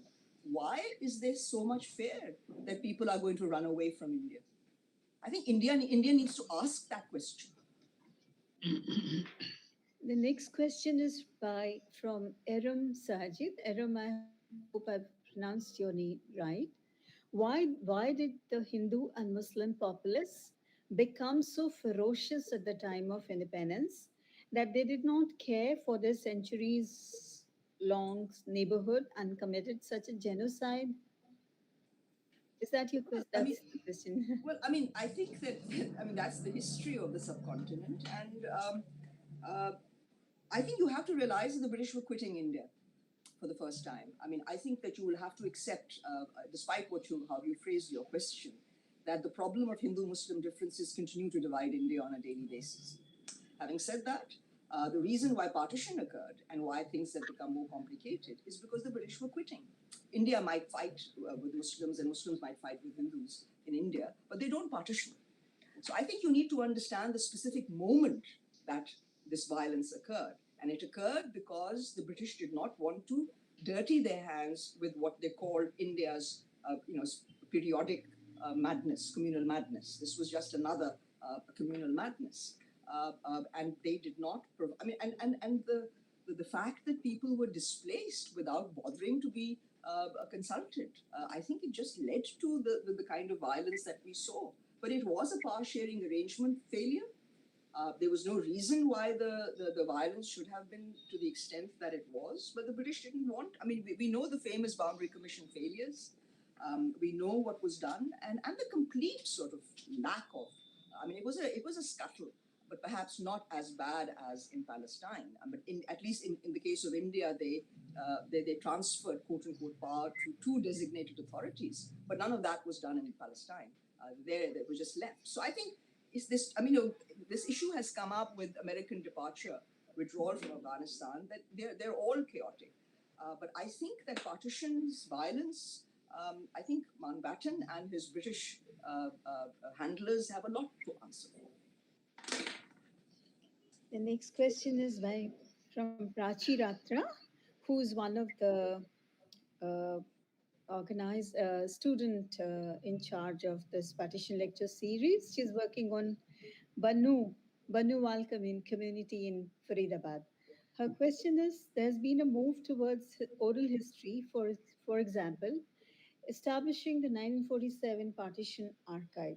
How do we explain the relevance of partition and conducting this sort of research in 2021 if it's not situated within the politics of the modern nation state? Do you think the recent Afghanistan crisis, considering the porous nature of the Durrand line, would impact India-Pakistan relations? Well, I think that how you explain the relevance of partition is, as I said, partition is the foundational myth of the modern nation states of India and Pakistan.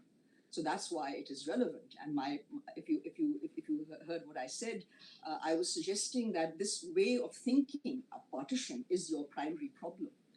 And Professor Arvind very intelligently saw the problem and identified it in his remarks between the nation state and the partition motive. The partition motive is intended to divide and identify distinctive people and separate them, ferret them out. And it's a motive that continues not just in the case of India and Pakistan, it continues within India and Pakistan. That is the bigger danger. Because you haven't just divided India and Pakistan, you've created enormous divisions within your own societies without realizing that this is simply another manifestation of partition. So that is why the relevance of partition is so important. To understand that a historic event cannot become a foundational myth. And you need critical thinking of what happened, unless you think that everything was fine, the violence was fine. So I think that's, you are condemned to repeat things that you don't confront. You have to, India and Pakistan, Truth and Reconciliation Commissions are not very successful, we all know. But no attempt has been made by India and Pakistan until the recent Amritsar museum that has been created for partition. Nothing has been done. I mean, if anything, my historical research is worth anything. We find that, in the immediate aftermath of partition, those who had fought, those who had plundered and killed people were heroes, were considered heroes. I mean, these people need to be condemned. I said in Self and Sovereignty that they should be condemned posthumously. I mean, unless you do that, you are condemned to continue repeating. That is the relevance of partition. Why is it that when the Sikh riots occurred and disturbances occurred in Delhi, everybody said, oh, it was just like partition? So I think that is your fundamental problem, is partition. As for the question of the Durand line, and I mean, what could make things worse for India and Pakistan? They're already a disaster case, basket case of relations. It's a non-relationship. And yes, Afghanistan will continue to play a role in further distorting the relationship, largely because Afghanistan and Kashmir are intrinsically tied in the military mind and in the Pakistani security paradigm. So I can read the questions myself. Okay, that's they'll give you more time to answer. Yes. Yes. I think this is Aishwarya's question about. No, this is Satwinder Singh's question. Oh, I'm so sorry, Satwinder Singh. Aishwarya is only posting the question. So she's one of the students, research scholars helping us with this. Yes. I mean, so how a fictional representation contributes to historical narratives? How can historians access fictional representations of history? Well, I mean, the point is very interesting, and I think this is what I did with Pity of Partition, to show that fiction can embellish history, the art of historical writing, and it should. But if you're saying that we can do this by cherry picking pieces, that's not what I'm proposing. I mean, Manto was writing in a particular period, so I can use his fiction. I also know that Manto never wrote imaginary things. He based himself. He was an eyewitness to history.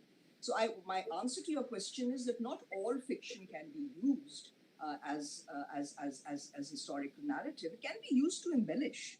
I mean, Thomas Piketty, in his brilliant book on very well received book, uses a lot of literature, Jane Austen and others, to explain concepts in economics. So I think that can be done, but you have to choose carefully. I mean, you have to choose the period at the same time. So I do think that fiction is very, very useful. I'm using it a lot in my new work. And I think it does help because, we have to, at this stage, we need alternatives to colonial sources. So these archives are best found not just in fiction, but in private archives. I think that's the kind of history that I'm interested in at the moment, and I think it will see increasing amount of fiction and poetry as well used. I think for we're interested in the emotive aspects of history, and they can't be gauged.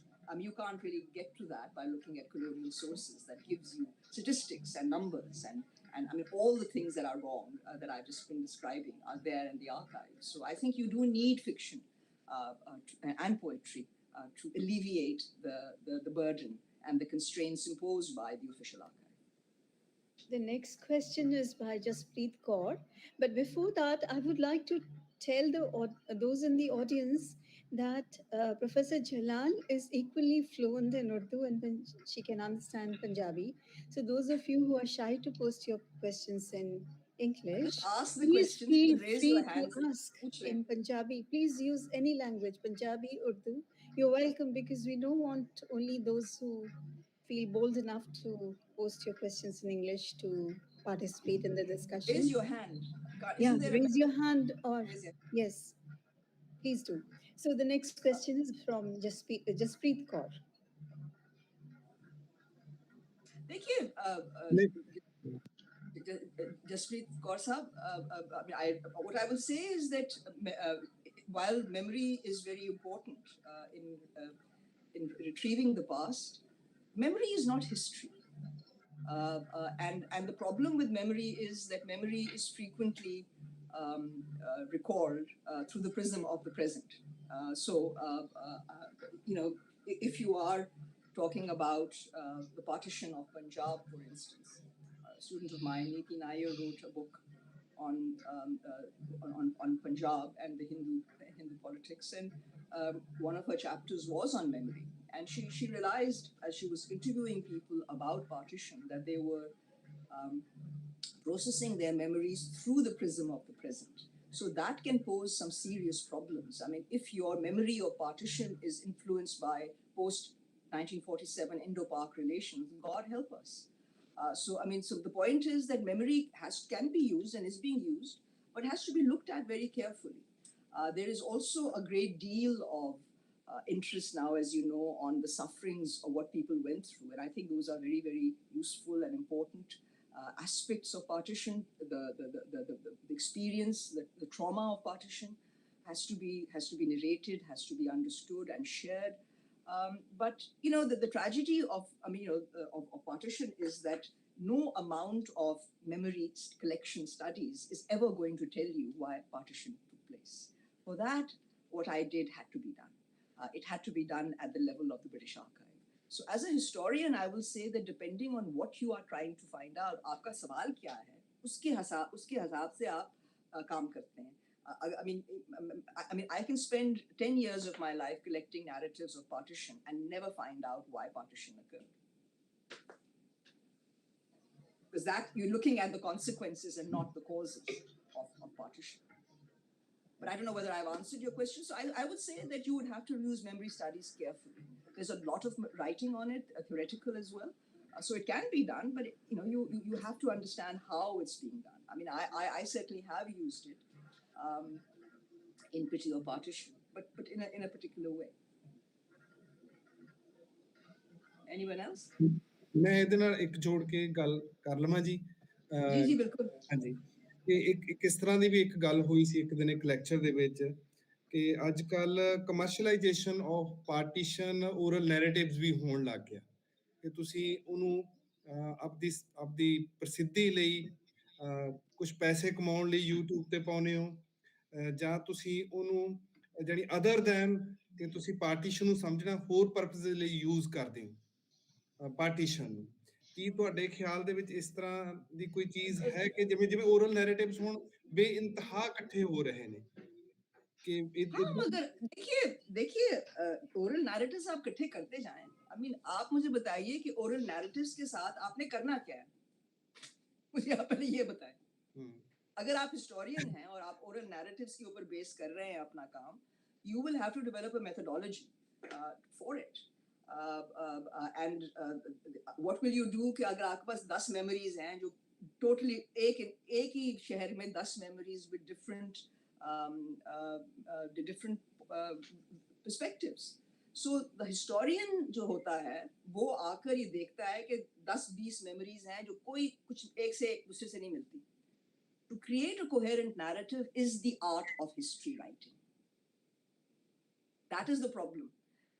कि आजकल ये है कि अगर कोई लोग देखते हैं 10 different memories of partition, वो कहते हैं कि ये तो एक से मिलती नहीं है, यानी कि हुआ ही नहीं होगा. So the point is that going beyond the postmodernism is precisely this, that there are different perspectives on things. You have to learn to live with a great deal of difference. But how do you put it together? So आप इकट्ठे करते जाएं, मगर उसका कोई फायदा तो नहीं होगा. जो I mean अगर 1000 oral narratives हैं, तो जो भी आप ओरल नैरेटिव आपको पसंद है आप पिक करेंगे, सिलेक्ट करेंगे, कुछ तो करना पड़ेगा ना उसका. ਇੱਕ ਤਾਂ ਹੋ ਗਿਆ ਜਿਵੇਂ ਇੱਕ ਕੋਹਰੈਂਟ ਤੁਸੀਂ ਕੋਈ ਨੈਰੇਟਿਵ ਬਣਾਉਣਾ, ਇੱਕ ਉਹਦੇ ਵਿੱਚ ਹਿਊਮਨ ਰਿਚਨੈਸ ਵੀ ਤਾਂ ਹੋ ਸਕਦੀ ਜੇ ਕੋਈ ਵੀ ਚੀਜ਼. बिल्कुल हो सकती, क्यों नहीं हो सकती. अब मंटो ने भी ह्यूमर ही दिखाया है. I mean, मैंने जो कोट किया है उनका सहाय, I mean it's a very very powerful piece where he's talking about I mean so हो सकता है. Humor is a very good I think remedy for some of the hatred, but I think it has been used by talented fiction writers in the past. ਇੱਕ ਸਵਾਲ ਹੋਰ ਹੈ ਜੀ ਬਸ ਮੇਰਾ ਕਿ ਮੰਟੋ ਦੇ ਉੱਪਰ ਕਾਫੀ ਸਾਰਾ ਪਪੂਲਰ ਕਲਚਰ ਦੇ ਵਿੱਚ ਵੀ ਕੰਮ ਹੋਇਆ. ਪਿੱਛੇ ਜੇ ਹਿੰਦੁਸਤਾਨ ਦੇ ਵਿੱਚ ਵੀ ਇੱਕ ਫਿਲਮ ਆਈ ਸੀ ਤੇ ਬਤੌਰ ਹਿਸਟੋਰੀਅਨ ਤੇ ਖਾਸ ਤੌਰ ਤੇ ਜਦੋਂ ਤੁਸੀਂ ਮੰਟੋ ਦੇ ਉੱਪਰ ਕੰਮ ਕੀਤਾ ਤਾਂ ਉਹਨਾਂ ਚੀਜ਼ਾਂ ਨੂੰ ਕਿਵੇਂ ਦੇਖਦੇ? मैंने एक किताब है, उसमें एक पीस लिखा है इन दोनों फिल्मों पे, पाकिस्तान का मंटो और नंदिता का Manto. So there's an article that I've written on it, and while I think that I mean they are films. I mean, I'm a member of Manto's family, so I know him very differently from the way. My problem with films is that I think that people should see films for entertainment and not for history. Because there are constraints for filmmakers, and their main purpose is entertainment. And I don't think that either Sarmat Khosit's Manto or Nandita Das's Manto is primarily sort of historical. It's entertainment. So that's my advice. Zarur dekhen aap filmein. Magar my own view is that they don't satisfy me. Because I don't think that Manto has been brought. Using Manto's stories may be very sort of clever, but I contest the lack of historicization of those stories.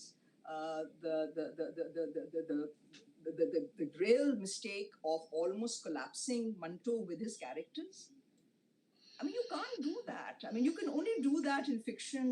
And so, I think the whole question of biopic is very problematic, because Sarmat Khusit, for instance, begins his film showing Manto being electrocuted in in the mental hospital. Now, the point is it never happened. And so, but the audience watches these films and thinks that this is history. How do you change that? So there is a problem. So I would urge you all to see these films as entertainment and not actually as what happened. Dharamjit the question ਆਇਆ नहीं sir, मेरा एक और question है. I would like to ask ma'am. Ma'am, there has been a reference to the modern nation state and the kind of impact it had when it comes to the subcontinent on its politics and culture and geography. And people are talking about the disintegration of the nation state with the emergence of the global village, the so-called global village in the 21st century. So do you think that there is a possibility that something kind of new can emerge when it comes to the subcontinent? That there is a possibility to think beyond the nation state, or do we need to make adjustments, or do we need to redefine what a nation state should be, let's say in the 21st century, in a global world where there is mobility and flexibility? So what will be your response to this? Why I'm saying this, because the liberal notion of the modern state has contributed a lot to the world in the last 400 years. So how do we negotiate the centrality of the nation state? I think you need to, with reference to the subcontinent, I will say that you will most likely witness increasing authoritarianism, attempted authoritarianism. It will be resisted, and that will lead to change. It will have to lead to change. Nobody is saying that the nation, you say that the nation state has been called into question. Yes, as an analytical construct and how it imagines itself, the nation state is responsible for many problems today in the way in which we process that information. But I don't think that the nation state is going anywhere. The nation state, if anything, as we've seen after 9/11, became more authoritarian. I think that the new variant is towards a more authoritarian, anti-people approach to control people.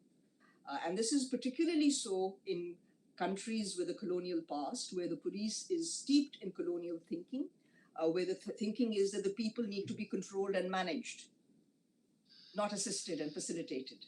So until that decolonization takes place, I can assure you that India and Pakistan are all going towards worse kinds of authoritarian rule, and there'll be a democracy deficit, and then the onslaught will come. So I do think that the nation state at this stage is, if anything, showing its coercive power, and the problem increasingly will become of legitimacy. And that will then force a change, will have to bring about a change in the conception of the nation state. I mean, it's possible to manage people, but not with this degree of coercive power.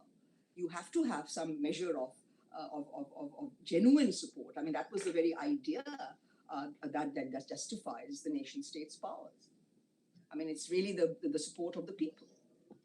So you can't lose that support by increase. So that will, I mean, so I think that is the likely scenario because the way politics are becoming more and more divisive, it will be more and more difficult to rustle up the numbers to run India. India is a complex country. So anyway, so I think authoritarianism is on the cards, not just in India, but everywhere else as well. Everywhere. Which is not good news for us. Actually, you can see what's going on with the media. You can see what's happening with journalists. I mean, the world over, it's a problem. And I think that the pandemic has made things even worse. So I fear that this is what's going to happen. The nation state is not collapsing, I assure you. Not yet. So who's responsible for the partition of India is a question. I thought I'd answer this question in my first book, The Soul Spokesman. ਮੇਰੇ ਖਿਆਲ professor Arvind ਵੀ ਸਾਡੇ ਨਾਲ ਨੇ ਸ਼ਾਇਦ ਉਹ ਕੁਝ ਕਹਿਣਾ ਚਾਹਣਗੇ ਜੀ ਜ਼ਰੂਰ One last question before we proceed further. Do we have any other questions, Aishwarya? There is a last question about the responsibility for the partition of India, and I think I did lay it very clearly in The Soul Spokesman at the door of the Congress leadership, certainly Jawaharlal Nehru and Sardar Vallabhbhai Patel, but particularly Nehru. I want you to consider whether the Nehruvian dynasty would have survived all these decades if Punjab and Bengal had not been partitioned. Thank you. Any other questions, Aishwarya? No, ma'am. No more questions. Maybe you can exercise your prerogative. You've been leaving questions for everyone as the host. She doesn't have a question, it's all right. Thank you very much for monitoring them for me. Thank you. I would like to I'm a memory studies scholar. My research is on cultural memories of partition, so my question would also be based on that. What's your question? Ma'am, there is a large-scale weaponization of partition memories by political agents, by people who are interested in it. We have seen certain instances in India as well as Pakistan recently. So what is your opinion on that? And as stakeholders, as citizens, what can we do about it? Well, I mean, what you can do about it is to not fall for it. I mean, this is a clear attempt to divide for political mileage. I mean, that's why you do it. I mean, if the idea is to sort of heighten animosity towards the community, you would do it. So the issue is for the people. I mean, why are the people so stupid? I mean, why should people fall for it? So I think that is I mean, and as a memory scholar of memory studies, you can sort of show the difficulties of how memory gets processed. So I think that critical narrative has also to come in so that people can find means to resist attempts by others, by certain actors to divide them. And I think this is, I mean, I'm not saying that we have to all become a nest of singing birds, but there are more commonalities than we realize. And there are people who, for political purposes, find it advantageous to divide. And I think that is one of the reasons why memory studies has to be particularly careful not to become manipulated by such people. I always tell my students that we need to distinguish between myth and history, not with a view to dump myth, as used to happen prior to the postmodernist turn, but to sort of acknowledge that myth does matter to people, but not to sort of confuse it with history, but to recognize why people construct myths and for what purpose. What purposes do they serve? So I think the same would have to apply for memory studies of what you want to remember and what you don't want to remember, because memory studies are also sort of doing that trick of, I mean, what kind of memory are you really trying to keep, foreground? I don't know whether that...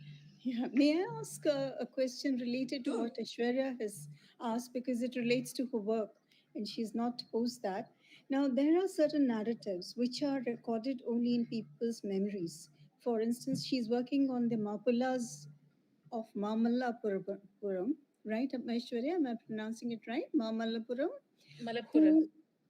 Mallapuram, yes, who are not, whose narratives are not recorded in history. So, what happens to these narratives? Because they exist only in these memories, and there is a living proof. No, I mean, there is a whole sort of methodology to do oral studies, and I think you have to use that methodology. I mean, whoever you are interviewing and how you are using that. So I do think that the memories are important, but it's the way you present them, and you can't present them in the same way as, you know, this is what actually, and this is how people remember. So that in itself is a very important process, or the process of remembering. But remembrance and historicizing sometimes take different forms. There are certain different rules that we have. So I would say that you need to be aware of those the danger points and when memory can sort of mislead you. But I think that the very process of remembering is important, but you have to make it clear that this is people's memories. So how people remember an event that is collectively experienced has to be kept in mind. So it is a dialectic between the individual and the collective memory.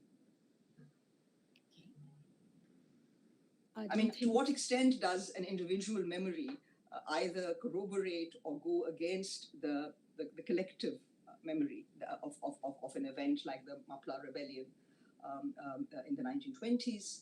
I don't know which one you're looking at. There's so many of them. But which particular period are you looking at? I think that's answered your question, Aishwarya. Yes, ma'am. I'm looking at the partition survivors in Malappuram. So this period must be after 1921, after the Mapla Rebellion. So from but they have memories of that. But it's also, I mean, many will not have lived through that. I mean, it would have been passed down to them, or they recorded them. But you're saying they're not recorded at all. These are oral memories. They are not recorded at all. So I'm also interviewing second generational survivors. Well, then that's not without its problems. I'm afraid. I mean, if you can find literature of that period again, it would help ground you more. So I mean, I think it's fine when there's nothing available, but you would have to sort of supplement, in my view. I mean, you're obviously not a historian. Are you an anthropologist, literature person? Literature person. Literature person. Well, I mean, I would sort of try to use some context for which you will have to use history. I don't think that you can just talk about how people remember second generation people. I mean, that really won't do the trick. It'll have to have supplemented by history, historical narratives, and then compared with those memories. I think you'll have to do a dialectical study of what you know as historical fact and how people remember that event. That makes it interesting. Yeah. I'm afraid I have to bring this very, very interesting discussion to a close. Well, thank you for hosting me. No, thank you, Dr. We still have some rituals to be followed. Professor Okay. Arvind has left, I think. Yes, ma'am. Yes, ma'am. Okay, maybe he'll join us. So, Professor Aisha Jalal's lecture,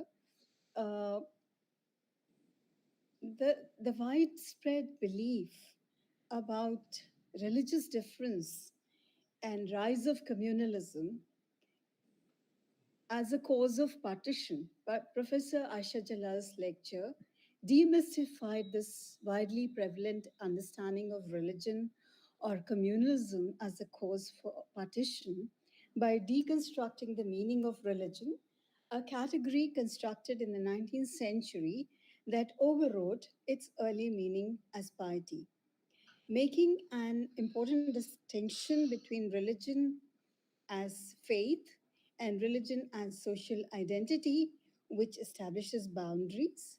She warns against using religion uncritically, and this is something which she's been doing since her earliest publication, the 1985 publication, The Soul Spokesman. And when I was rereading her 2014 book, she begins with the same book as Religious Difference is the Cause of the Formation of Pakistan, or the Cause for Partition. Now, this has been her view of religion as a category constructed in the 19th century, has been corroborated by other historians, for instance, Harjot Oberoi and Imran Ali, who talk about how at the lived, at the lived level of the villages in Punjab, religion was a matter of faith and no boundaries existed between Hindus, Muslims, and Sikhs until the rigidification of these boundaries at the end of the 19th century. And this myth of the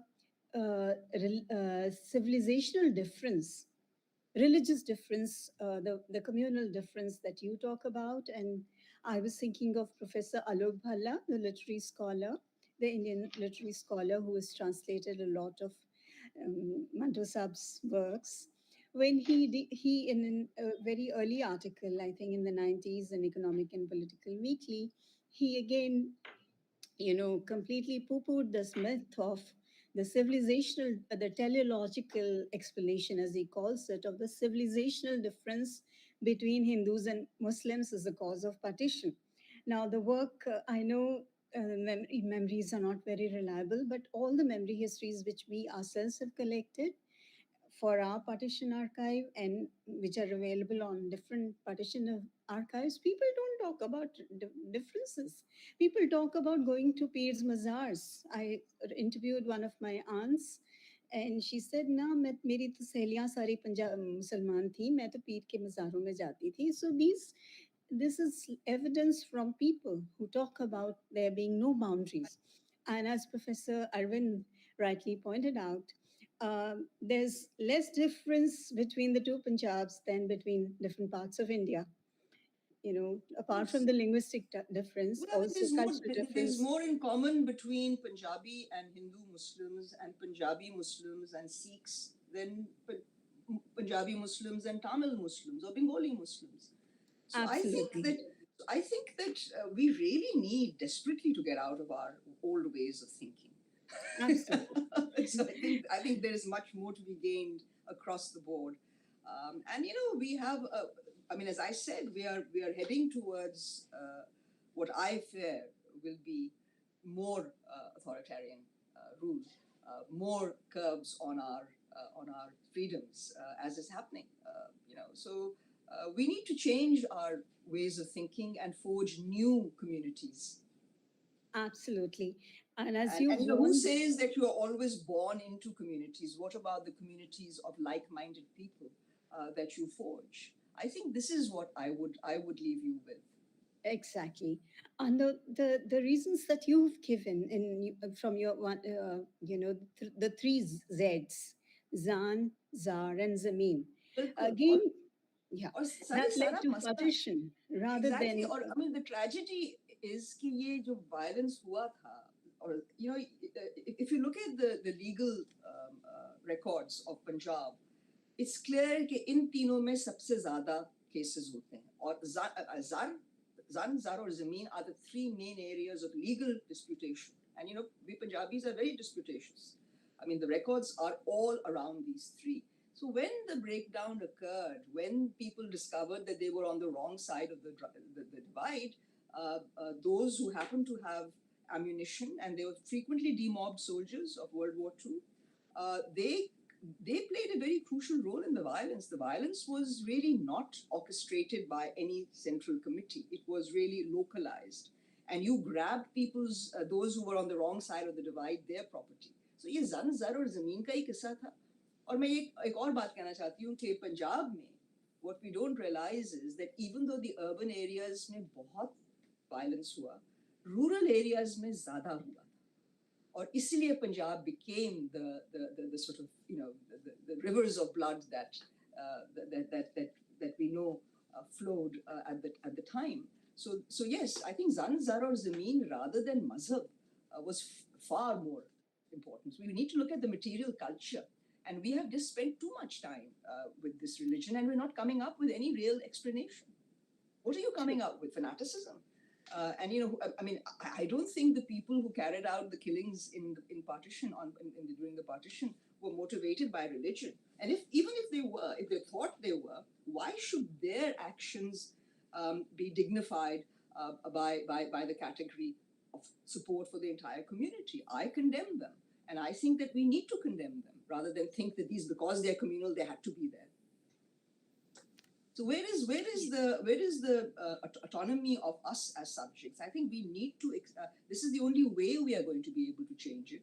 And I do accept that media and all. I mean, look at your media. I mean, Indian media is the perfect example of what's wrong with India. I mean, it's all division. It's because the more you fulminate, the more your ratings go up.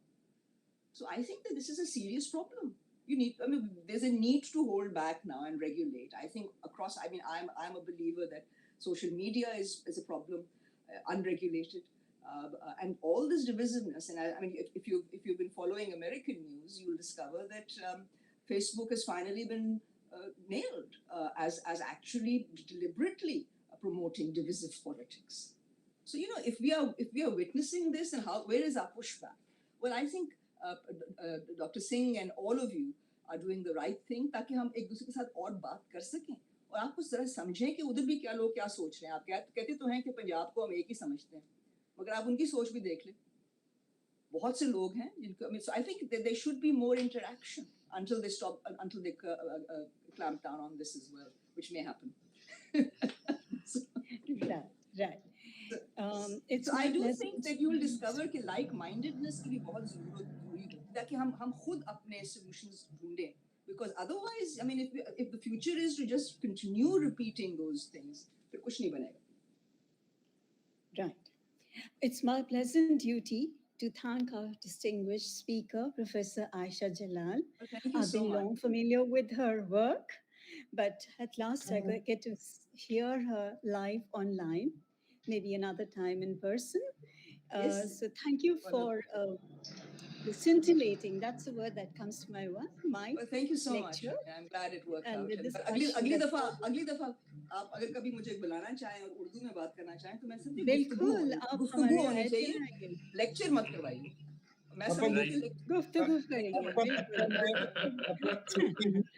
ਛੇਤੀ ਹੀ plan ਕਰਾਂਗੇ ਤੇ ਆਪਾਂ ਗੁਫ਼ਤਗੂ ਕਰਾਂਗੇ. ਬਹੁਤ ਸਾਰੇ issue करेंगे. हाँ जी, बिल्कुल, next time बिल्कुल. गुफ्तगू करेंगे. All the best. Thank you. ठीक है, thank you And so we'd much. like to thank Professor Arvind. His introductions and his welcome note is always a treat because being a physicist, he always hits the nail on the head. He gets a point right. What we all are struggling to say in so many words, हम इतना घुमा फिरा के कहते हैं humanities वाले. मतलब IIT में बोलते हैं कि ह्यूमैनिटीज में आप लोग बातें करते हो, पर जो हमारे कोलीग्स हैं वो एकदम बिल्कुल hit the nail on the head, बिल्कुल पॉइंट पे आ जाते हैं. तो उनको जो भी थोड़ा सा भी टाइम लेते हैं, मतलब 5 मिनट ਵਿੱਚ ਵੀ ਉਹ ਨਾ ਕੁਝ ਕਹਿ ਦਿੰਦੇ ਨੇ. मतलब the focus of what the talk should be, he says it like brilliantly. So thank you, Professor Arvind. I don't think any other scientist or a vice chancellor would have joined a talk series like this. We really appreciate your being here. I would like to thank all the audience who have joined us and who are listening to us, and those who have posed their questions. It's also appropriate that I should thank all the members of the team who have supported us since we are the hosts. Dr. Gurmukh Singh and myself and Dr. Dharamjit Singh. We would like to thank our student, members who have always supported us through all the Partitions lecture series, to Sukhdeep Singh ji, who has been helping us with the IT support. This couldn't have happened. And I don't know everybody in the university, so I cannot name individual members. But what I would like to say is that to the university as a whole, particularly to Professor Arvind, without whose support this couldn't have been possible, to the technical support we have received from your university, to all the students who've joined us, and also to my co-hosts. I would like to thank them for giving us this treat. This was a sheer treat, and I hope we'll continue in the same vein. and with the same tempo, as they say in IIT Kharagpur, over the next few series. Okay. Thank you. Thank you ma'am, ਬਹੁਤ ਸੋਹਣੇ ਇੰਨੇ Thank ਸੋਹਣੇ you, ma'am. Sukhdeep ਜੀ recording ਬੰਦ ਕਰ ਦਿਓ, telecast ਬੰਦ ਕਰ ਦਿਓ YouTube ਤੇ, ਅਸੀਂ ਗੱਲ ਕਰ ਲਈ ਕੋਈ। ਨਹੀਂ, ਬਹੁਤ ਵਧੀਆ ਹੋਇਆ, ਪਰ ਮੈਂ ਉਹਨਾਂ ਨੂੰ ਰੋਕ ਨਹੀਂ ਸਕਦੀ ਸੀ